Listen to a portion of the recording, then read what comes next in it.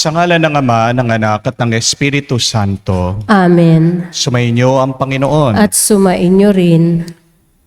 Mga kapatid, minsan merong mga tao na kinihihiya nila ang kanilang kalagayan dahil hindi daw sila nag-aral, dahil hindi sila matalino, dahil wala silang alam. Pero hindi po ba dapat mas ikahiya natin kung masama ang ating ugali? Matalino ka nga, pero namamahiya ka ng iba. Marunong ka nga, pero marunong kang mandaya. Huwag mong ikahihiya na maliit ang iyong bahay, kung ito naman ay puno ng pagmamahal. Huwag mong ikahiya ang iyong sweldo, maliit man ito, kulang man ito, kung ito naman ay nanggagaling sa malinis at mabuting paraan. Huwag mong ikahiya kung wala kang alam, kung hindi ka nakapagtapos sa pag-aaral, kung alam mo naman na ikaw ay palaging sumusunod sa kagustuhan ng Diyos, kung alam mo naman na puno ng pananampalataya at pagmamahal ang iyong puso sa Diyos. Ano ang tunay na karunungan? Sinong tunay na matalino at marunong? Hindi siya yung tao na maraming kayamanan, na maraming pera, na matagumpay, hinahangaan ng iba. Pero ang tunay na marunong ay yung taong palaging nananalig sa Diyos at nagmamahal sa Panginoon. Sa mga napakaraming beses na kung saan nakalimutan natin ang karunungan na ito, sa mga pagkakataon na kung saan inuna natin na tayo ay kumita, na tayo ay makipag-unahan sa iba. Hilingin natin muli ang awa at pagpapatawad ng Diyos para tayo ay makita muli na karapat-dapat makatanggap sa mga banal na misteryo.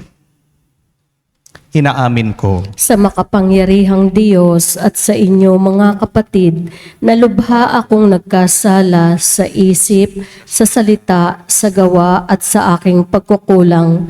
Kaya isinasamo ko sa mahal na Birheng Maria, sa lahat ng mga anghel at mga banal, at sa inyo mga kapatid, na ako'y ipanalangin sa Panginoong ating Diyos. kaawaan tayo na makapangyarihang Diyos, patawarin tayo sa ating mga kasalanan, patnubayan tayo sa buhay na walang hanggan. Amen. Panginoon, kaawaan mo kami. Panginoon, kaawaan mo kami. Kristo, kaawaan mo kami. Kristo, kaawaan mo kami. Panginoon, kaawaan mo kami. Panginoon, kaawaan mo kami. Manalangin tayo. Ama naming makapangyarihan, ginagawa mo kaming magkaisa ng kalooban. Ipagkaloob mo ang iyong mga utos ay aming mahalin. Ang iyong mga pangako ay hangarin naming tanggapin. Upang sa anumang pagbabago sa paligid namin, manatiling matatag ang aming loobin. Sa tunay na kasiyahang matatagpuan sa iyong piling, sa pamamagitan ni Jesucristo, kasama ng Espiritu Santo, magpa sa walang hanggan. Amen. Pagbasa mula sa unang sulat ni Apostol San Pablo sa mga taga-Korinto. Mga kapatid, sapagkat sinugo ako ni Kristo, hindi upang magbinyag, kundi upang mangaral ng mabuting balita. Ipinangaral ko nga ito, ngunit hindi sa pamamagitan ng pananalitang batay sa karunungan ng sanlibutan, upang sa gayoy hindi mawalan ng kabuluhan ang kamatayan ni Kristo sa krus. Sa mga napapahamak, ang aral tungkol sa pagkamatay ni Kristo sa krus ay kahangalan. Ngunit sa atin na mga inililigtas, ito'y kapangyarihan ng Diyos. Sapagkat nasusulat, sisiraan ko ang karunungan ng marurunong at pawawalang kabuluhan ang katalinuhan ng matatalino. Ano ang kabuluhan ngayon ng marurunong ng mga eskriba? ng mahuhusay na debatista sa daigdig na ito. Ipinakilala ng Diyos na ang karunungan ng sanlibutang ito ay kamangmangan, sapagkat ayon sa karunungan ng Diyos, hindi niya itinulot na siya'y makilala ng tao sa pamamagitan ng karunungan ng sanlibutang ito. Sa halip, minarapat niyang ang mga nananalig sa kanya'y iligtas sa pamamagitan ng mabuting balita na aming ipinangangaral, ngunit ipinalalagay naman ng sanlibutan sa isang kahangalan. Ang mga Hudyo'y humihingi ng kababalaghan bilang katunayan. Karunungan naman ang hinahanap ng mga Griego. Ngunit ang ipinangangaral namin, si Kristong ipinako sa krus, isang katitisuran ng mga Hudyo at kahangalan para sa mga Hentil.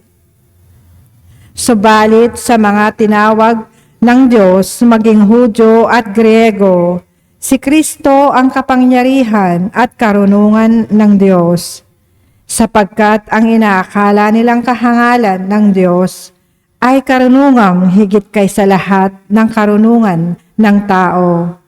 At ang inaakala namang kahinaan ng Diyos ay lakas na higit sa lahat ng kalakasan ng tao. Ang salita ng Diyos. Salamat sa Diyos. Awat pag-ibig ng Diyos sa sangkalupa ay lubos. Awat pag-ibig ng Diyos sa sangkalupa ay lubos. Lahat ng matuwid dapat na magsaya dahil sa ginawa ng Diyos sa kanila. Kayong masunuri, magpuri sa Kanya. Ang Panginoong Diyos ay pasalamatan. Tugtugin ang alpat, awit ay saliwan. Awat pag-ibig ng Diyos sa sangkalupa ay lubos. Panginooy tapat sa Kanyang salita at maaasahan ang Kanyang ginawa. Minamahal niya ang gawang matapat, ang pag-ibig niya sa mundo'y laganap. Awat pag-ibig ng Diyos sa sangkalupa ay lubos. Ang binabalangkas niyong mga bansa, Kanyang nababagot winawalang bisa. Ngunit ang mga panukala ng Diyos ay mamamalagit walang pagkatapos. Awat pag-ibig ng Diyos sa sangkalupa ay lubos.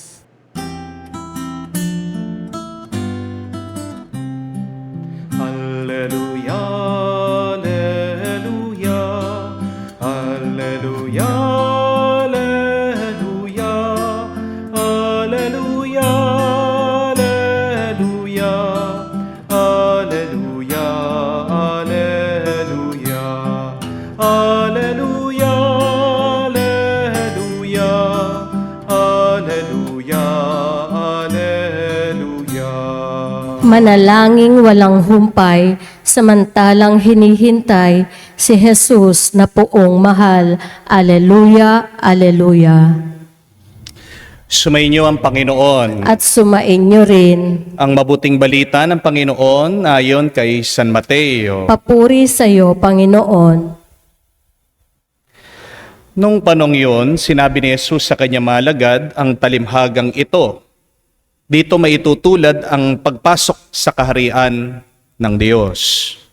May 10 dalagang lumabas upang sumalubong sa lalaking ikakasal. Bawat isa ay may dalang ilawan. Ang 5 sa kanila hangal at ang 5 ay matalino. Ang mga hangal ay nagdala ng kanilang mga ilawan, ngunit hindi nagbaon ng langis. Subalit ang mga matatalino ay nagdala ng langis, bukod pa sa kanilang ilawan. Nabalaam ang dating ng lalaking ikakasal, kaya't inantok silang lahat at nakatulog. Ngunit hating gabi nang may sumigaw, "Narito na ang lalaking ikakasal, salubungin niyo." Agad nagbangon ang mga 10 dalaga at inayos ang kanilang ilawan. Sinabi ng mga hangal sa matatalino, "Bigyan niyo naman kami ng kakaunting langis. Aandap-andap na ang aming mga ilawan Baka hindi magkasya ito sa ating lahat." Tugon naman ng mga matatalino, Mabuti pa'y pumunta muna kayo sa nagtitinda at bumili ng para sa inyo. Kaya't lumakad ang 5 hangal na dalaga. Samantalang bumibili sila, dumating ang lalaking ikakasal. Ang 5 nakahanda ay kasama niyang pumasok sa kasalan at ipininid ang pintuan. Pagkatapos dumating naman ang 5 hangal na dalaga. Panginoon, papasukin niyo po kami, sigaw nila. Ngunit tumugon siya, sinasabi ko sa inyo, hindi ko kayo nakikilala. Kaya't magbantay kayo, sapagkat hindi ninyo alam ang araw ni ang oras. Mga kapatid, ang mabuting balita ng ating Panginoon. Pinupuri ka namin, Panginoong Heso Kristo. Magandang araw po muli sa inyong lahat. Kumusta na po kayo? Dasal at dalangin ko, kayo pa rin po ay nasa mabuting kalagayan. Na kahit na alam naman natin, tayong lahat ay may pinagdadaanan na kanya-kanya mga problema at pagsubok, ang mahalaga ay mabuti ang ating kaisipan, mabuti ang ating kalooban. Amen? Ano po sa tingin niyo ang pagkakaiba ng makeup sa katalinuhan? What do you think is the difference between a makeup and wisdom? Ito po, tandaan nyo. Ang makeup, ginagawa kanyang maganda, guwapo, presentable ang itsura mo. Amen? Pero, ang katalinuhan, ginagawa naman niyang maganda at mabuti, maayos ang pagkatao mo. Please do not forget that. A makeup can make you beautiful outside, but it is wisdom that can make you beautiful and good inside. Amen? Pero, huwag niyo din pong kalimutan ito. Para maging epektibo ang katalinuhan, kamukha dapat ng makeup, ina-apply yan. For wisdom to take effect, just like a makeup, you need to apply it. Kung gusto mong gumanda ang iyong muka, maglagay ka ng makeup. Amen? Paano ka gaganda kung meron kang makeup, nandyan lang sa bag mo, nandyan lang sa iyong lamesa? Walang kwenta yung makeup. Paano gaganda ang pag-iisip mo, ang iyong nararamdaman, ang iyong buhay, kung nandyan lang ang katalinuhan, pero hindi mo ito sinasabuhay? Wala din itong kwenta, wala din itong kahulugan. Amen? Ang tanong, yung alam mo ba, ginagawa mo?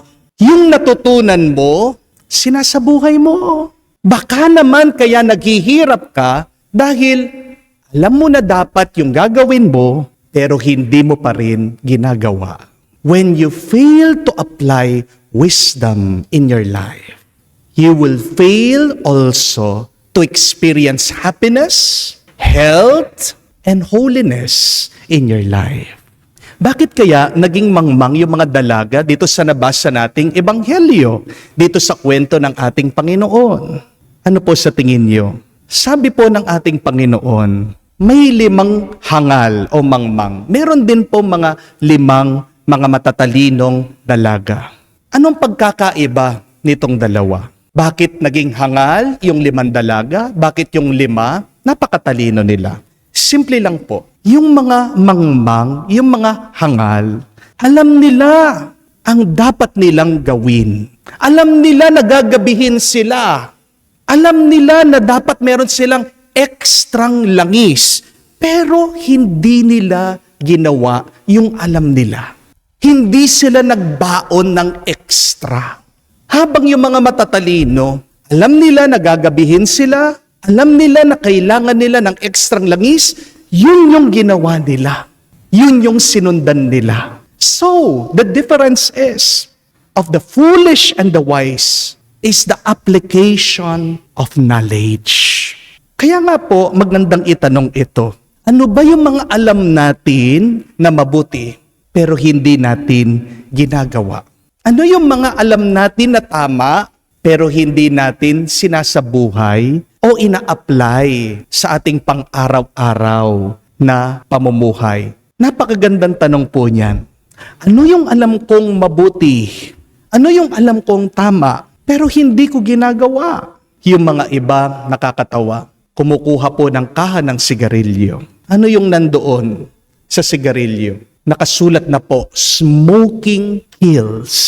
Pero naninigarilyo pa rin.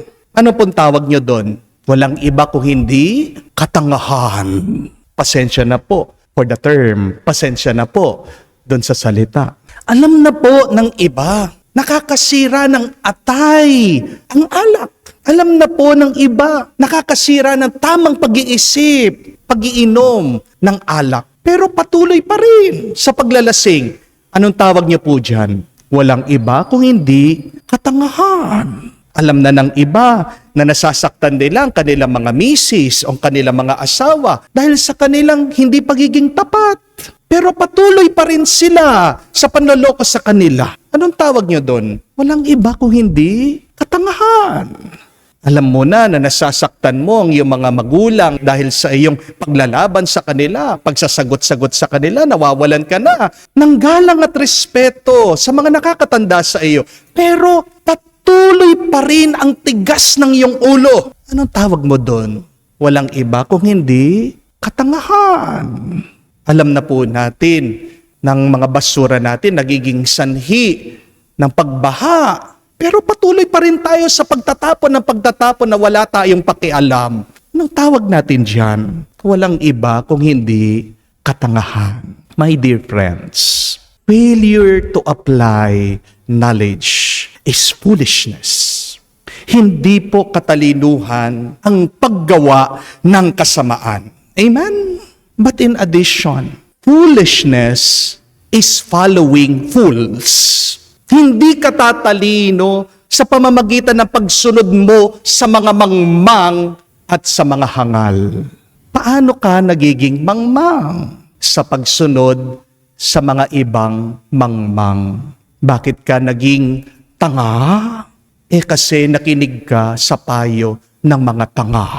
If you want to be wise, my dear friends, please listen carefully. You must follow wise people. Kaya nga po sa Ebanghelyo, ang ating Panginoon gumamit ng numero, gumamit ng bilang.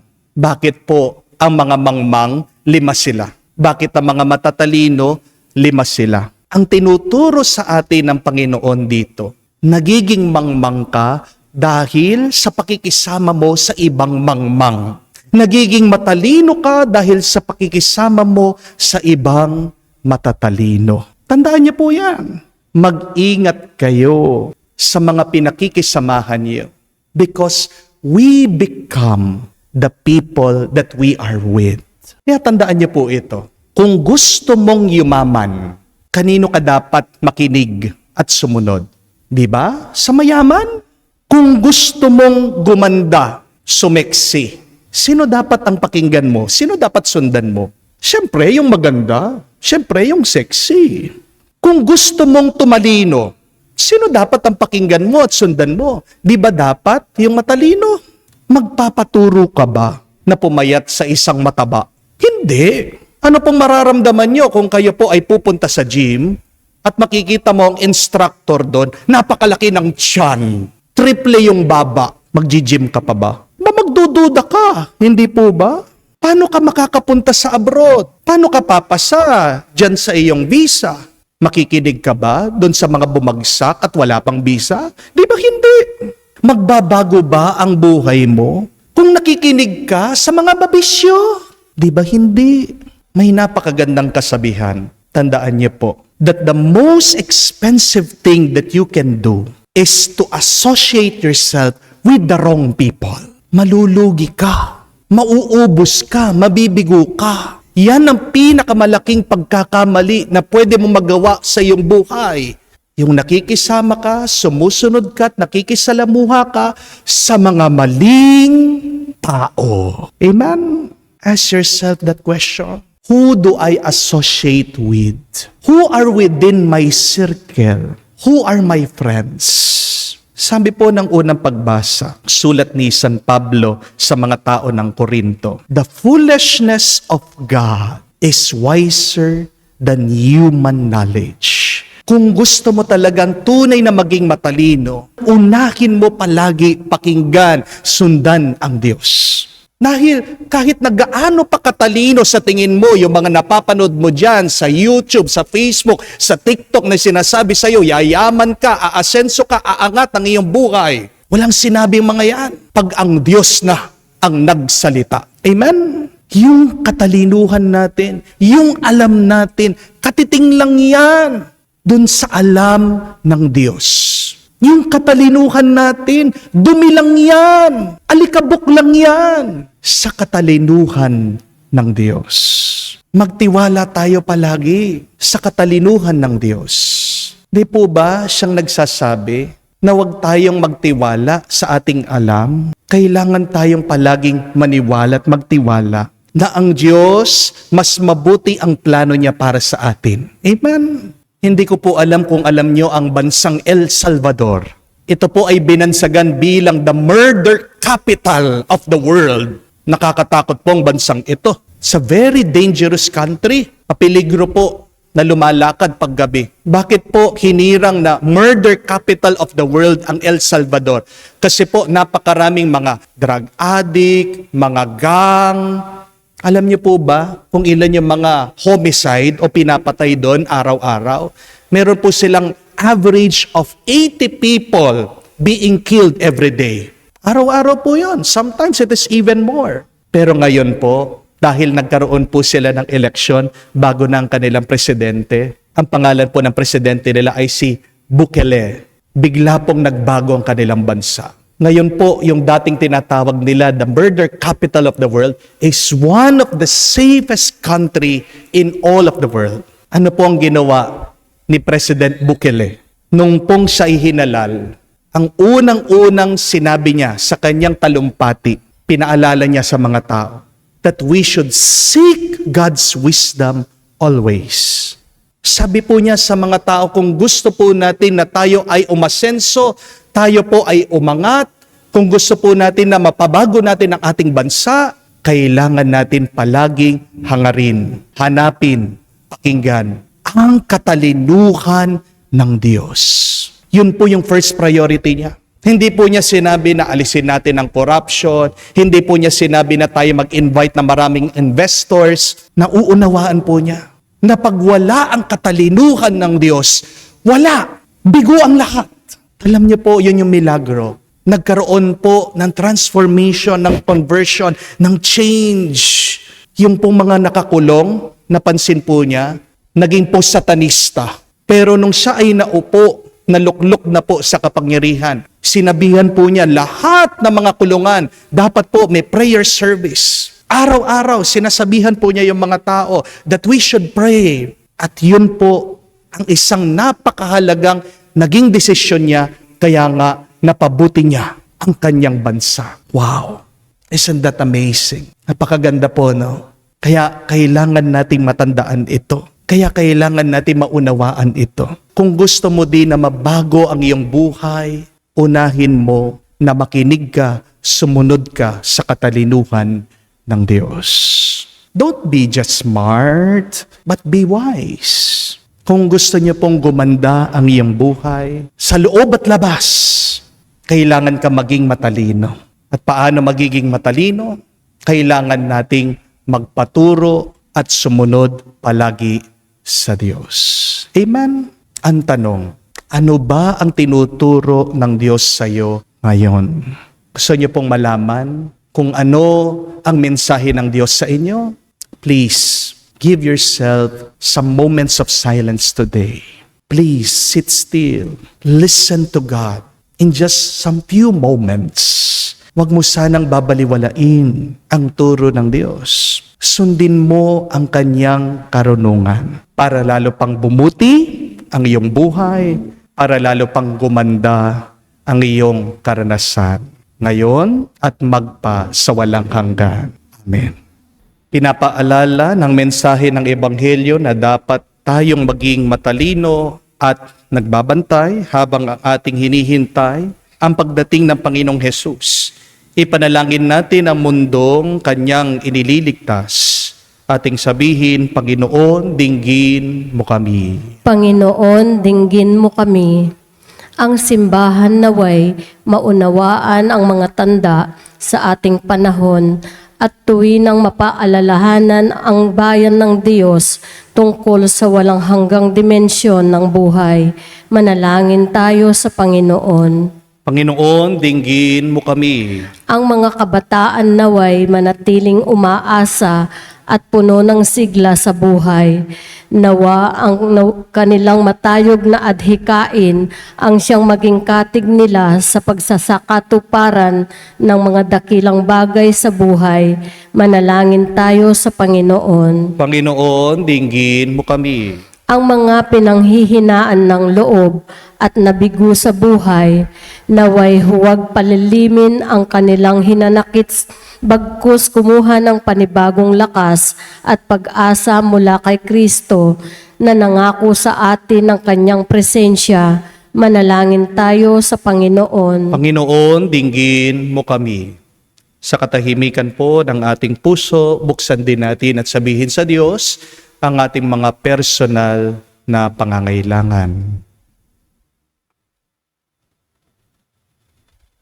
Ama namin ng panahon at walang hanggan, ipagkaloob mo ang aming mga kahilingan habang aming hinihintay ang pagbabalik ni Kristo, ang iyong biyaya na walang hanggang karunungan. Hinihiling namin ito sa pamagitan ni Kristo, aming Panginoon. Amen.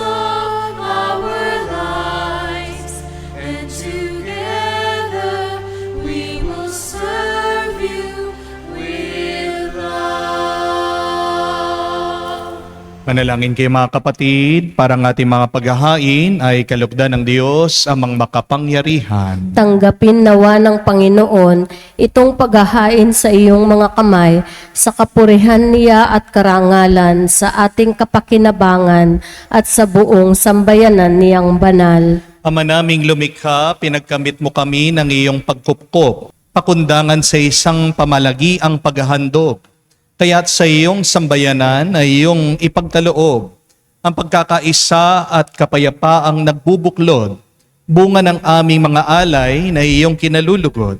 Sa pamagitan ni Jesucristo kasama ng Espiritu Santo, magpa sa walang hanggan. Amen. Sumainyo ang Panginoon. At sumainyo rin. Itaas sa Diyos sa inyong mga puso at diwa. Itinaas na namin sa Panginoon. Pasalamatan natin ang Panginoong ating Diyos. Marapat na siya ay pasalamatan. Ama naming makapangyarihan, tunay nga marapat ikaw ang aming pasalamatan sa iyong paglingap at kagandahang loob. Ang tao'y nilikha mong pinangasiwaan sa sansinukob. Sa hangad mong siya'y iwastong lubos. Siya'y pinagdusa mo sa kanyang pagtalikod. Sa iyong paggiliw, iyong ipinahintulot na makabalik siya sa pamamagitan ni Kristo Jesus. Kaya kaisa na mga anghel na nagsisiawit ng papuri sa iyo, nang walang humpay sa kalangitan, kami nagbubunyi sa iyong kadakilaan.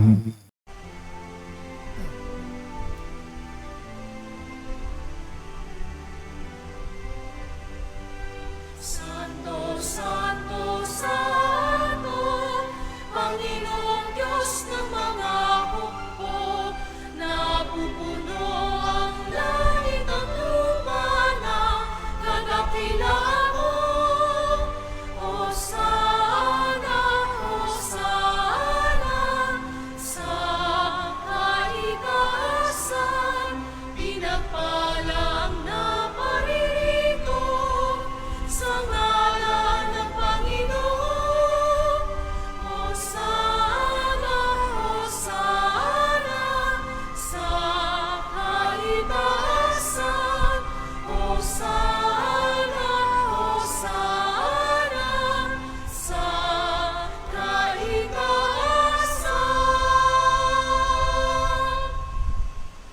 Ama naming banal, ikaw ang bukal ng tanang kabanalan. Kaya't sa pamagitan ng iyong Espiritu, gawin mong banal ang mga kaloob na ito upang para sa amin maging katawan at dugo ng aming Panginoong Heso Kristo. Bago niya pinagtiis ang kusang loob na maging handog, hinawakan niyang tinapay, pinasalamatan kanya, pinaghati-hati niya iyon, inabot sa kanya malagad at sinabi, "Tanggapin ninyong lahat ito at kanin. Itong aking katawan na ihahandog para sa inyo."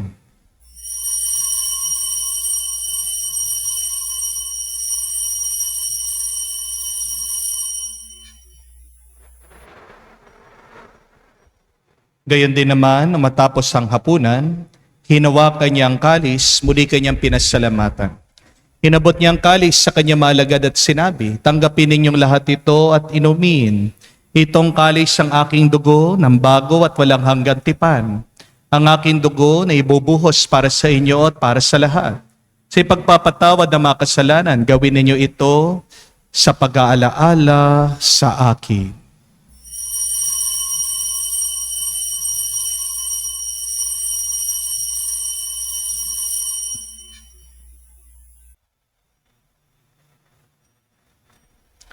Ang misteryo ng pananampalataya.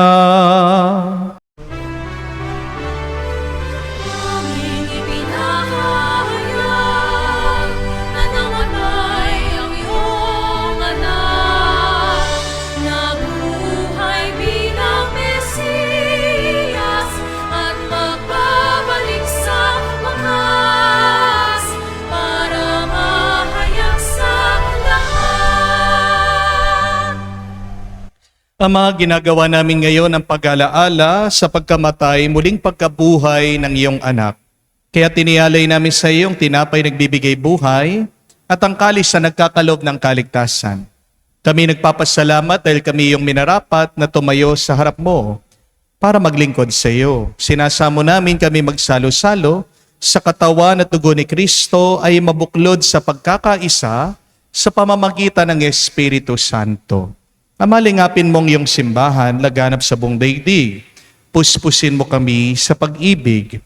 Kay San Francesco, ang aming Papa, Florentino, aming Arsobispo, at ng Tanang Kaparian. Alalahanin mo rin ang aming mga kapatid na nahimlay, may pag-asang muling mabubuhay. Gayon din lahat ng mga pumanaw, kaawan mo't sina't patuloyin sa iyong kaliwanagan. Kawan mo't pagindapating kaming lahat makasalo sa iyong buhay na walang wakas. Kaisa na mahal na Birhen Maria, Ina ng Diyos, kaisa na mga apostol at lahat ng mga banal na namuhay dito sa daigdig na kalugod-lugod sa iyo. May pagdiwang naman namin ang pagpupuri sa ikararangal mo sa pamamagitan ng iyong anak aming Panginoong Heso Kristo. Sa pamamagitan ni Kristo, kasama niya at sa Kanya, ang lahat ng parangal at papuri ay sa iyo, Diyos Ama, makapangyarihan, kasama ng Espiritu Santo, magpasawalang hanggan. Amen, amen, amen. Sa nakakagaling na utos sa turo ni Jesus sa Panginoon natin na Diyos, ipahayag natin ng lakas loob.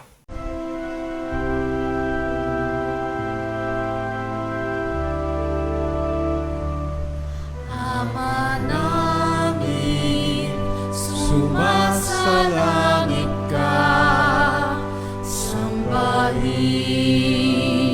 ang ngalan mo, mapasa amin ang kaharian mo, sundin ang loob mo dito sa lupa para nang sa langit. Bigyan mo kami ngayon ng aming kakanin sa araw-araw. At patawarin mo kami sa aming mga sala para ng pagpapatawad namin sa nagkakasala sa amin.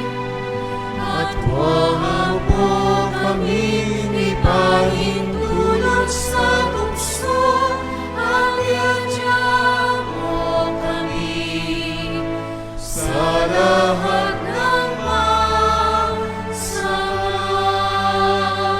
Hinihiling namin kami iadya sa lahat na masama, pagkalooban ng kapayapaan araw-araw, iligtas sa kasalanan, at ilayo sa lahat ng kapamakan.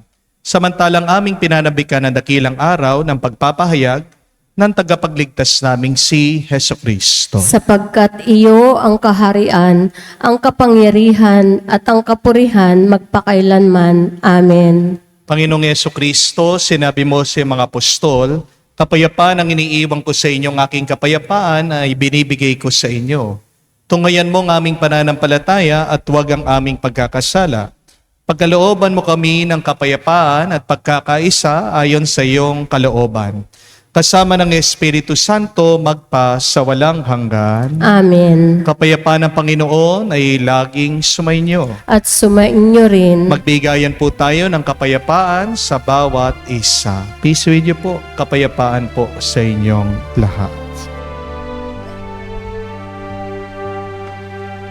Kordero ng Diyos na nag-aalis ng mga kasalanan ng sanlibutan, maawa ka sa amin. Maawa ka sa amin. Kordero ng Diyos na nag-aalis ng mga kasalanan ng sanlibutan, maawa ka sa amin.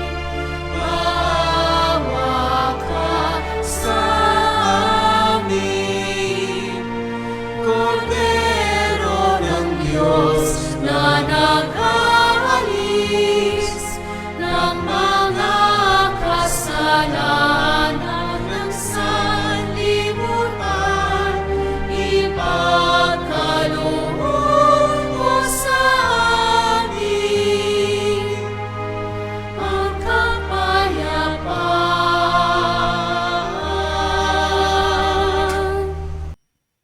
Mga kapatid, naririto ang ating Panginoong Yeso Kristo, ang Kordero ng Diyos, nag-aalis sa mga kasalanan ng sanlibutan.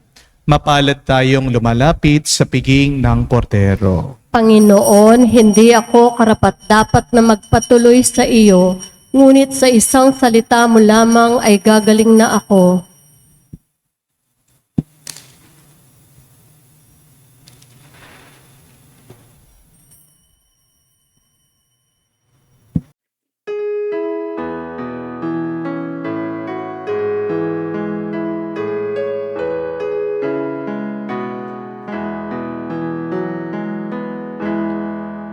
Tinanggap ko ang buhay na Diyos, puso ko ay nakalaya. Tinanggap ko ang buhay na Diyos, puso ko ay natuwa. Tinapay siya ng buhay, hinati at binigay para mangbigay buhay, huwag mangamba kailanman. Tinanggap ko buhay na Diyos, puso ko ay nagalak. Tinanggap ko buhay na Diyos, puso ko ay natuwa.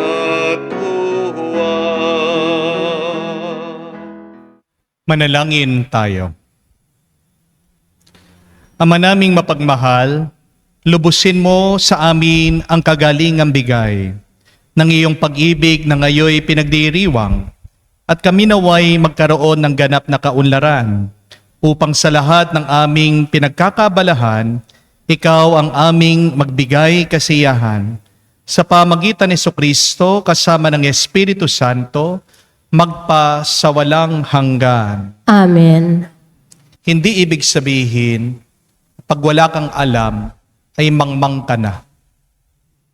Hindi ibig sabihin, pag hindi ka nag-aral, ay tanga ka na. Again, pardon for the word. Pero sa Biblia, sa ating narinig na ebanghelyo, sino daw ang mga mangmang? Sino mga tanga? Yung alam naman nila ang dapat gawin, ang tama at mabuti, pero hindi nila ito ginawa, hindi nila ito sinabuhay. Mga kapatid, tayo po ay tinatawagan, hinahamon na maging mas matalino. Pagiging matalino sa harap ng mata ng Diyos ay hindi sa pamamagitan ng pagme-memorize ng maraming libro, hindi sa pamamagitan ng pagiging matalino kung paano magtrabaho o magnegosyo, hindi sa pamamagitan ng kaalaman kung paano magkaroon ng kapangyarihan ng impluensya. Pero ang katalinuhan sa harap ng mata ng Diyos ay nakakamtan natin sa pamamagitan ng pag-amin na hindi natin talaga alam at siya ang tunay na nakakaalam. Ang tunay na katalinuhan ay ang ating palaging pakikinig, ang ating pag-aaral ng kagustuhan ng Diyos na maririnig natin, mauunawaan sa kanyang salita, at ang pagsasabuhay nito araw-araw. Kaya nga, para po sa ating assignment ngayong araw, naway tumahimik tayo. Naway tayo'y magdasal. At isang magandang dasal para malaman natin, masumpungan, kung ano ang tunay na mabuti at tama. Pray those wonderful words of the prophet Samuel. Say, "Speak, Lord, your servant is listening." Napakaganda po, no? Panginoon, magsalita ka, nakikinig ako. Yan po ay ang tunay na katalinuhan at karunungan. Pag tumahimik ka, nakinig ka, agad-agad. Marinig mo, malalaman mo, makikita mo. Ano dapat ang iyong gawin? Ano dapat ang iyong isabuhay? Pag yan ang iyong sinusundan, nasabi ko po sa inyo, makakaranas kayo ng kalusugan, ng kasiyahan at kapayapaan sa inyong buhay. So pray today those beautiful and wonderful words. Speak, Lord, your servant is listening. Magsalita po kayo, Panginoon, nakikinig ako. At naway tayo bigyan ng lakas at grasya ng Diyos na sundan, gawin anuman ang mensahe ng Diyos para sa atin. Sumainyo ang Panginoon. At sumainyo rin. At kayo ay basbasan ng Diyos makapangyarihan sa ngalan ng Ama, ng Anak, ng Espiritu Santo. Amen. Ang ating misa ay natapos na. Humayo kayo sa kapayapaan ni Kristo. Salamat sa Diyos.